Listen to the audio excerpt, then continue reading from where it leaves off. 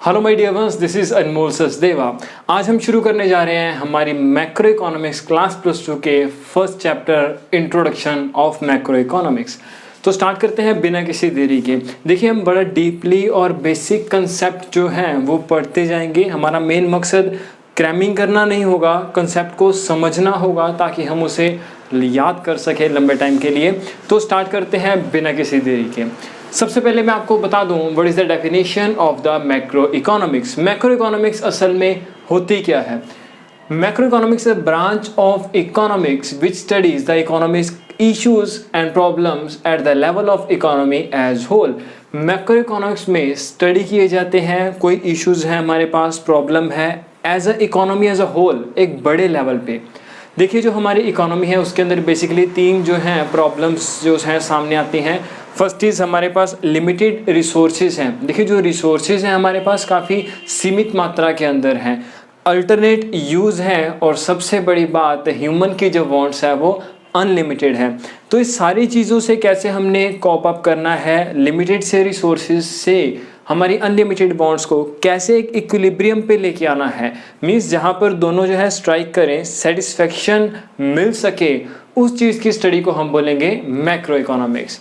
और इसके अंदर हम देखते हैं भी कौन कौन से पॉइंट्स आते हैं। सबसे पहले हम देखेंगे एम्प्लॉयमेंट। देखिए, एम्प्लॉयमेंट किन कारणों से होती है, कितने तरह की अनएम्प्लॉयमेंट जो है हमारे पास है, अनएम्प्लॉयमेंट किन कारणों से होती है, कितने तरह की अनएम्प्लॉयमेंट है, और कैसे हम अनएम्प्लॉयमेंट को दूर कर सकते हैं और एम्प्लॉयमेंट जनरेट कर सकते हैं इकोनॉमी के अंदर, ये हम स्टडी करेंगे मैक्रो इकोनॉमिक्स की हेल्प से।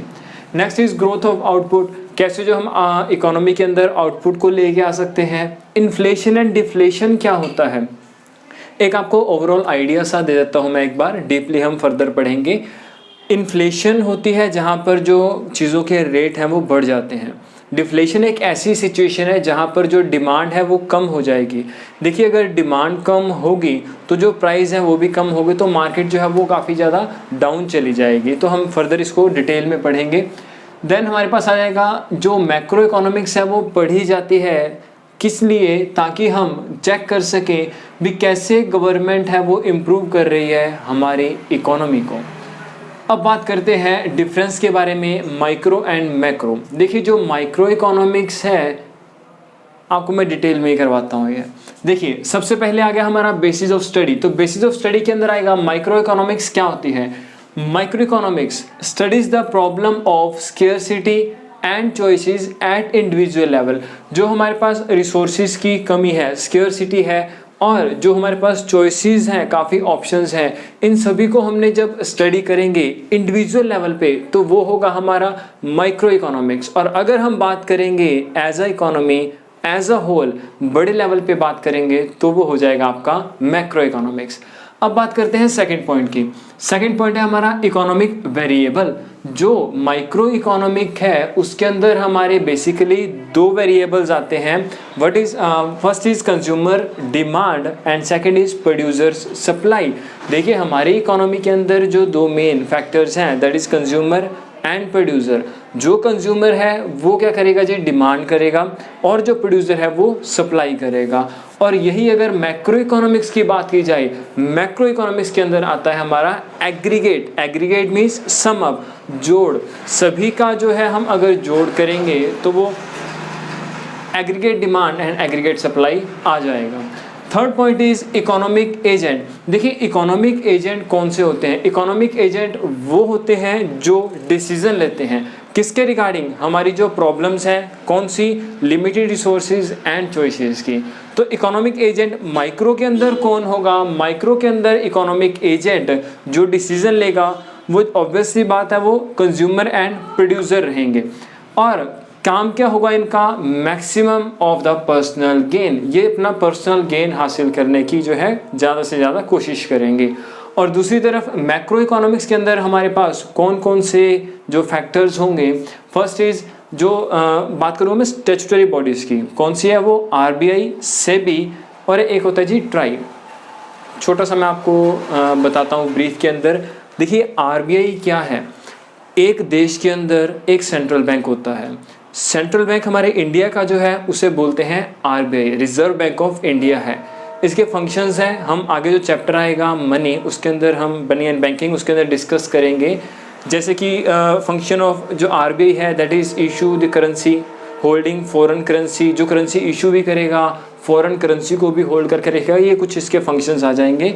फिर आता है SEBI. SEBI is security exchange board of India, तो जो शेयर्स की ट्रेडिंग होगी वो ये देखेगा। और एक आता है जी TRAI, telephone regulatory authority of India, तो ये सोशल वेलफेयर पे जो है वो ज़्यादा फोकस करते हैं। Next point is degree of aggregation. देखिए एग्रीगेशन मैंने अभी अभी बताया था आपको, एग्रीगेशन होता है जोड़, सम अप। तो माइक्रो के अंदर जो डिग्री ऑफ एग्रीगेशन रहेगा वो लिमिटेड रहेगा, मीन्स हमने इक्विलिब्रियम देखा है एक इंडस्ट्री का। तो मैक्रो के अंदर जो हमारा एग्रीगेट रहेगा वो रहेगा जी equilibrium of economy as a whole. Means किसी एक पर्टिकुलर प्रोडक्ट की बात करें तो वो पूरी इकोनॉमी के अंदर कितनी प्रोडक्शन हो रही है, कितनी उसकी डिमांड है, कितनी सप्लाई जा रही है, उस चीज़ की स्टडी को हम इंक्लूड करेंगे मैक्रो इकोनॉमिक्स के अंदर। नेक्स्ट पॉइंट चल रहे हैं हम डिफरेंट सेट ऑफ अजम्पशंस। देखिए काफ़ी ज़्यादा हमको अजम्पशंस लेनी पड़ती है किसी भी चीज़ को स्टडी करने के लिए।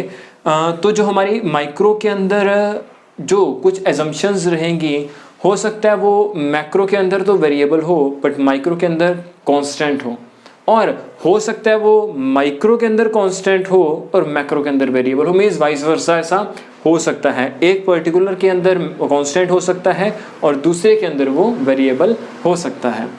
नेक्स्ट पढ़ते हैं हमारे पास सेंट्रल इश्यूज। देखिए one of the important point है, स्टडी कर रहे हैं माइक्रो और मैक्रो की, तो इसके अंदर कुछ इंपॉर्टेंट इश्यूज आएंगे जिसको हमने डील करना है। तो माइक्रो के अंदर जो मेन इकोनॉमिक इशू रहेगा वो रहेगा आपका एलोकेशन ऑफ रिसोर्सेज, मीन्स जो हमारे लिमिटेड से रिसोर्सेज हैं उसको हमने कैसे एलोकेट करना है to get maximum satisfaction.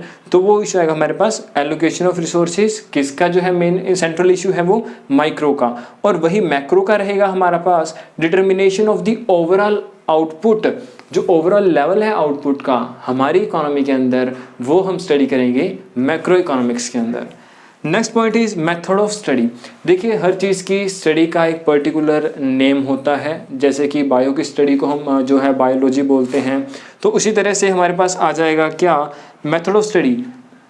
Economics के अंदर माइक्रो की अगर स्टडी करेंगे उसे हम बोलेंगे जनरल इक्विलिब्रियम एनालिसिस, और वहीं पर अगर हम मैक्रो की बात करें तो उसके अंदर आएगा पार्शियल इक्विलिब्रियम एनालिसिस, ध्यान रखिएगा। नेक्स्ट पॉइंट अगर देखिए हम तो क्या आएगा जी माइक्रो मैक्रो पैराडॉक्स। देखिए इसके अंदर कुछ चीज़ें ऐसी होती हैं माइक्रो के अंदर जो कहीं ना कहीं लॉजिकल होती हैं, बट अगर वही चीज़ें हम मैक्रो लेवल पे देखें तो वो इलॉजिकल लगेंगी, लॉजिक वाली नहीं लगेंगी। एग्जाम्पल देखता हूँ आपको मैं। फॉर एग्जाम्पल माइक्रो छोटे लेवल की बात करूँ, saving is a good habit, saving करनी चाहिए। बट अगर मैक्रो की बात करूँ मैं, अगर मैक्रो लेवल पे हम देखें, अगर सेविंग करेंगे डिमांड कम होगी, डिमांड कम होगी तो आउटपुट वो कम होगी, आउटपुट कम होगी तो एम्प्लॉयमेंट जो है वो अनएम्प्लॉयमेंट में कन्वर्ट होगी, अनएम्प्लॉयमेंट से इकोनॉमी डाउन चली जाएगी, तो ये काफ़ी ज़्यादा बड़ा इम्पैक्ट पड़ेगा। सेविंग छोटा सा इशू है, माइक्रो के अंदर देखें तो बेनिफिशियल है, बट मैक्रो के अंदर देखें तो वो इलॉजिकल सा लगता है। ये कुछ अजम्पशंस होते हैं। ये था हमारा छोटा सा डिफरेंस माइक्रो इकोनॉमिक्स और मैक्रो इकोनॉमिक्स का, बहुत ही बेसिक और बहुत ही ज़रूरी है। अब हम स्टडी करेंगे नेक्स्ट पॉइंट को। सो नेक्स्ट टॉपिक है हमारा scope of macro economics. Scope का मतलब क्या होता है जी, it is a field of the study.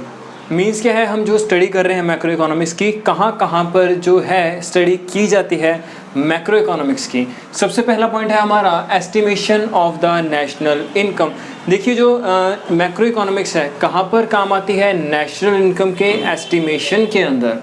It deal with the definition and estimation of the national income.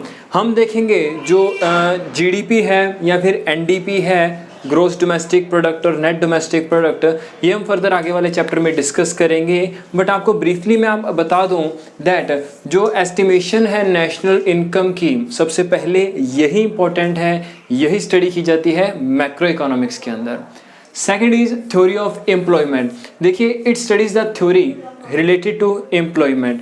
जो एम्प्लॉयमेंट है, अनएम्प्लॉयमेंट है, उसके क्या क्या कारण हैं, क्या क्या उसके सुधार हैं, रेमेडीज़ हैं, इन सभी की जो है स्टडी की जाती है कहाँ? मैक्रो इकोनॉमिक्स के अंदर। नेक्स्ट पॉइंट है हमारा थ्योरी ऑफ मनी। इसके अंदर क्या आएगा? Creation of money, role of RBI, role of central bank, role of commercial bank, supply of money, ये इसके कुछ इंपॉर्टेंट कंपोनेंट्स हैं। Next is theory of general price level. देखिए जो प्राइस लेवल है उसको जो है एस्टिमेशन लेना, कैलकुलेट करना बहुत नेसेसरी है। तो it reveal the trend path of general price level, कैसे जो है हमारे प्राइस लेवल अप हो रहा है, डाउन हो रहा है, इस सारे का जो ट्रेंड है उसको स्टडी करना, और इन्फ्लेशन और डिफ्लेशनरी गैप को स्टडी करना भी जो हेल्प करता है हमारी वो है macro economics. Next point is role of the government and budget. It studies how the government budget impact on the level of economic activity. देखिए गवर्नमेंट जो है हर साल बजट पेश करती है, सेंट्रल का, स्टेट का, ऐसे बजट होता है। तो ये स्टडी करती है अपने पास जो गवर्नमेंट बजट है वो कैसे इम्पैक्ट डालता है हमारी इकोनॉमी के ऊपर। इस स्टडी के अंदर भी इसको स्टडी करना भी मैक्रो इकोनॉमिक्स हमारी हेल्प करती है। Next is exchange rate and balance of payment. देखिए important component of determining the exchange rate, important component देखने, पता लगाना भी एक्सचेंज रेट एक्चुअल में है क्या, एंड रोल देखना और देखना भी कैसे जो है वो सारा ये मैनेज किया जाता है। इस सारे प्रोसेस की स्टडी आती है मैक्रो इकोनॉमिक्स के अंदर, और मैक्रो इकोनॉमिक्स कवर करता है आपके exchange rate and balance of payment को। तो इन शॉर्ट में अगर आपको बताऊं तो it is specialised branch of economics. Economics की एक स्पेशलाइज्ड ब्रांच है। Macro economics focus on such issue. Macro economics जो है वो फोकस करता है कुछ इश्यूज पर विच एक्सप्लेन, क्या एक्सप्लेन करते हैं हमें, हाउ एन इकोनॉमिक फंक्शंस, जो हमारी सारी इकोनॉमी है वो कैसे फंक्शन करती है, कैसे वो काम कर रही है। How it can be manage और रेगुलेट, कैसे इसको मैनेज किया जा सकता है, कैसे इसको रेगुलेट किया जा सकता है, पॉलिसी फॉर्मुलेशन की जा सकती है, so that social welfare is maximised. तो कैसे जो हमारा है सोशल वेलफेयर को हम मैक्सिमाइज कर सकते हैं।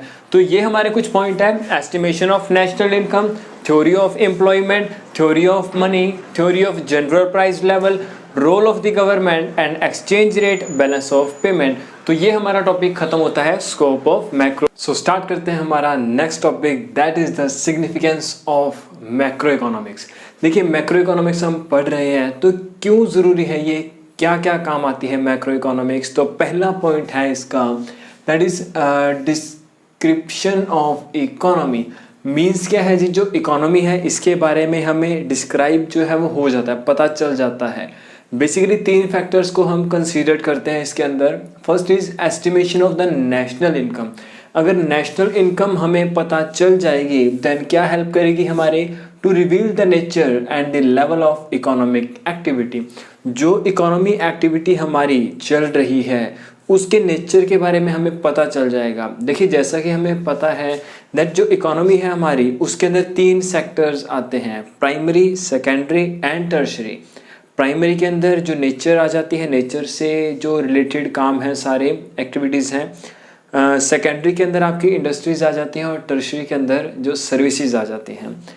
तो next is study of unemployment. देखिए अब तक हम 2-3 बार डिस्कस कर चुके हैं ये चीज़, दैट मैक्रो इकोनॉमिक्स हेल्प करती है हमें अनएम्प्लॉयमेंट को रिवील करने में और पता लगाने में क्या कारण है, और रेमेडीज जो इसकी है हमें पता चल सकती हैं with the study of macro economics. Next is government budget to reveal the way economy is regulated. देखिए गवर्नमेंट बजट से हमें पता चल जाता है भी हमारी जो इकोनॉमी है वो रेगुलेट कैसे हो रही है, असल में चल कैसे रही है, कितना इसको जो है वो फाइनेंशियली जो है बजट चाहिए, इसको पैसा चाहिए, और वो पैसा जो है वो कहाँ कहाँ पर लगाना है। तो ये सारा एक प्रॉपर स्ट्रक्चर होता है, स्टडी होती है, और उस स्टडी को बोलते हैं हम macro economics. Next road map of growth and development. देखिए जो हमें अगर डेवलपमेंट करनी है, ग्रोथ करनी है, तो उसका हमें एक रोड मैप जो है वो देता है मैक्रो इकोनॉमिक्स। एक रास्ता पता चल जाता है। जो programme and policies are drawn by assessing the needs and means of economy. जब हमें पता चल जाए जो इकोनॉमी है उसकी नीड्स क्या क्या हैं और मीन्स हमारे पास साधन कौन कौन से हैं, तो इन सभी को एग्रीगेट कर कर हम पता लगा सकते हैं और जो है ग्रोथ एंड डेवलपमेंट की तरफ आगे बढ़ सकते हैं। Next point is economic stability. This can be achieve by appropriate monetary and physical policy, physical नहीं फिजिकल पॉलिसी। देखिए इकोनॉमी को स्मूथ रन करने के लिए हमारे पास कुछ पॉलिसीज बनाई जाती हैं। मॉनेटरी पॉलिसी मनी से रिलेटेड होती है और फिजिकल पॉलिसी। तो अगर दोनों पॉलिसी के अंदर बैलेंस है, बैलेंस बना हुआ है, तो हमारी इकोनॉमी जो है वो राइज करेगी, ग्रो करेगी। तो जो पॉलिसीज़ को मैं बनाने के अंदर हेल्प करती है वो है हमारी macro economics. Next is balance of payment status. देखिए बैलेंस ऑफ पेमेंट क्या होता है। एक देश जब दूसरे देश के साथ इंटरेक्ट करता है, ट्रेडिंग करता है, the reveal the performance of the country in relation to the rest of the world. एक देश दूसरे देश से जो उनके क्या संबंध है, कितना उसकी कैपेसिटी है एक्सपोर्ट करने की और कितनी जो है उसकी जो है कंपल्शन है इंपोर्ट की, तो इन सभी चीज़ों की स्टडी हम कर सकते हैं with the help of macro economics. Next is problem of poverty and environment pollution. देखिए हर देश के अंदर कुछ कुछ बेसिक्स जो प्रॉब्लम्स हैं वो फेस होती हैं, करता है देश। तो अब जो है हमारे देश के अंदर की बात करें तो पॉवर्टी एंड इन्वायरमेंट पोल्यूशन जो है वो बहुत एक मेजर फैक्टर है, मेजर जो है प्रॉब्लम आ रही है। तो using the macro model this problem can be address. तो हम मैक्रो मॉडल से पता लगा सकते हैं कौन से पर्टिकुलर एरिया के अंदर कौन सी जो है प्रॉब्लम ज़्यादा है और कैसे उसको जो है वो सही किया जा सकता है। How we can take the corrective measures और corrective steps to rectify that deviations. Next is policy formulation. देखिए पॉलिसी फॉर्मुलेशन क्या होता है। हमारे देश के अंदर जो अलग अलग सेक्टर्स हैं तो वहाँ पर अलग अलग प्रॉब्लम्स हैं, तो उन सभी की जो स्टडी करके कुछ पॉलिसीज़ बनाई जाती हैं, कुछ नीतियाँ बनाई जाती हैं ताकि ग्रोथ की जा सके। कौन कौन से एरियाज़ कवर करता है ये, जैसे aggregate demand, aggregate supply, consumption expenditure, investment expenditure, इन सभी को जो है वो स्टडी करके पॉलिसीज़ फॉर्मुलेट की जाती हैं ताकि हमारे देश की ग्रोथ एंड डेवलपमेंट हो सके। देखिए इसमें ना कुछ टर्म्स आ रही हैं लाइक एग्रीगेट डिमांड, टोटल जो इकोनॉमी की डिमांड है उसे एग्रीगेट डिमांड बोलेंगे। देन एग्रीगेट सप्लाई, जो प्रोड्यूसर द्वारा सप्लाई की जाती है उसे हम एग्रीगेट सप्लाई बोलेंगे। नेक्स्ट इज कंजप्शन एक्सपेंडिचर, जो खर्च जो मनी स्पेंड की जाती है कंजप्शन को लेकर उसे बोलते हैं कंजप्शन एक्सपेंडिचर, ये हाउस होल्ड करते हैं। और जो एक्सपेंडिचर किया जाता है प्रोड्यूसर के द्वारा तो अपनी जो है प्रोडक्शन के लिए, अपने फिक्स्ड कैपिटल बनाने के लिए, फिक्स्ड एसेट्स बनाने के लिए, तो उसे हम बोलेंगे इन्वेस्टमेंट एक्सपेंडिचर। तो इन सभी चीज़ों की स्टडी करना बहुत ज़रूरी है, एक इक्विलिब्रियम पॉइंट पर पहुंचना बहुत ज़रूरी है। तो ये कुछ पॉइंट्स हैं, ये बहुत ज़रूरी है स्टडी करने के लिए, और मतलब जो मैक्रो इकोनॉमिक्स है वो स्टडी की जाती है इन सभी पॉइंट्स को मद्देनज़र रखते हुए, ताकि हम कुछ जो पॉइंट्स हैं उन सभी को अचीव कर सकें। एक क्विक रिवीजन मैं करवाना चाहूँगा। डिस्क्रिप्शन ऑफ इकोनॉमी, इकोनॉमी के बारे में पता चलेगा। Road map of growth and development, जो है ग्रोथ एंड डेवलपमेंट कैसे की जा सकती है उसकी मदद मिलेगी। इकोनॉमी हमारी स्टेबल कैसे रहेगी, बैलेंस ऑफ पेमेंट स्टेटस देखेंगे, poverty and environment pollution, and 6th point is policy formulation. At last but not the least, जो पॉलिसी है वो फॉर्मुलेट की जाएगी इकोनॉमी के अंदर डेवलपमेंट लाने के लिए। So this is all about the first chapter, आपका introduction of the macro economics +2 class का। तो जो नेक्स्ट वीडियो के अंदर डिस्कस करेंगे हम नेक्स्ट चैप्टर डिटेल के अंदर, कुछ कीवर्ड्स हैं उसके बारे में समझेंगे। तो अभी रेगुलर जो है आपकी वीडियोस अपलोड होती रहेंगी। सब्सक्राइब करना ना भूलें, आपको नोटिफिकेशन मिल जाएगी तो आपके जो है मतलब पढ़ना आपके लिए इजी हो जाएगा। तो कोई भी डाउट है आप कमेंट सेक्शन में मेंशन कर दें, या फिर कवर पेज के ऊपर नंबर है उसके ऊपर आप व्हाट्सएप कर दें, आपको आपकी प्रॉब्लम का सोल्यूशन मिल जाएगा। So this is all about this video. Thank you so much.